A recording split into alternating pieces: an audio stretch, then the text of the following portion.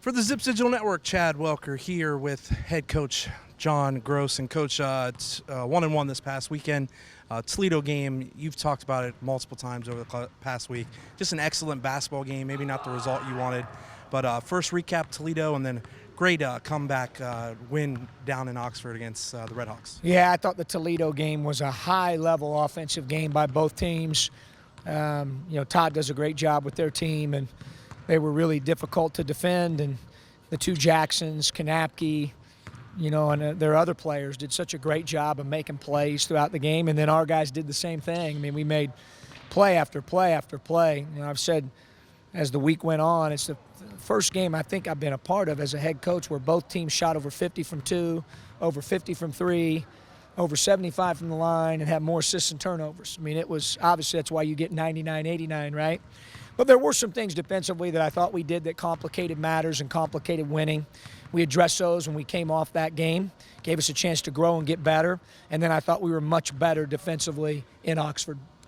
Not only were you really good defensively down in Miami, but Lauren Christian Jackson, Zarius Williams, another really good positive point production from them. No question. We had four guys in double figures and had a lot of guys add value throughout that game. I even liked what our bench gave us. I thought Tribble, having Reese back in the rotation after he missed the Toledo game was big for us.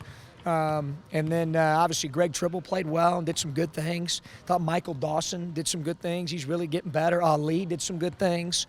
So it was a total. Sales did some good things. I mean, it was a total team effort by the 10 guys who played, and I thought everybody added value.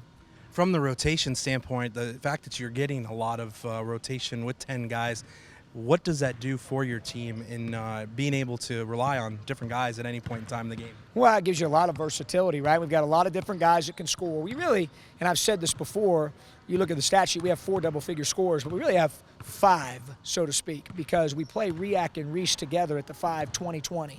And those guys are giving us a double-double combined between the two of them every night they play, and on average, and that's a huge deal. So and then our bench, like I said, was good. But it gives you a lot of versatility, gives you a lot of ways to play. You can play big, you can play small, and it's been a real asset for us. We move to this upcoming week. First off, you head down to Athens on Saturday.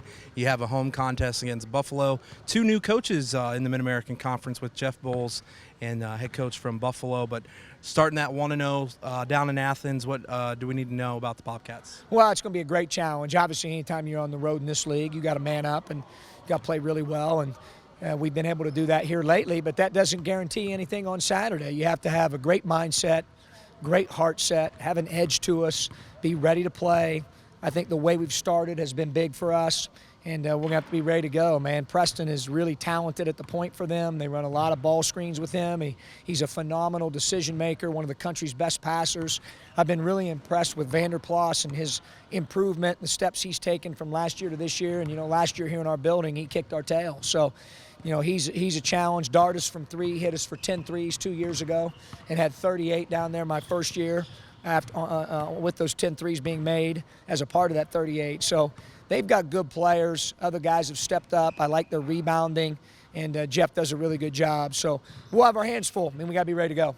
And then Buffalo on Tuesday night. Just a quick comment on the Bulls. Well, I just know they've kicked our tail a lot. I haven't really looked at them in great depth and detail. Certainly will after we play Ohio.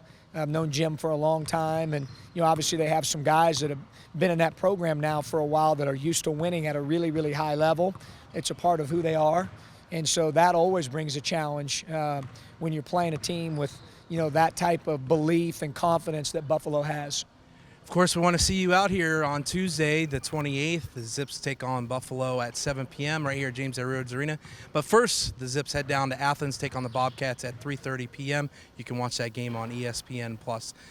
For the Zips Digital Network, have a great rest of your week. And as always, go Zips.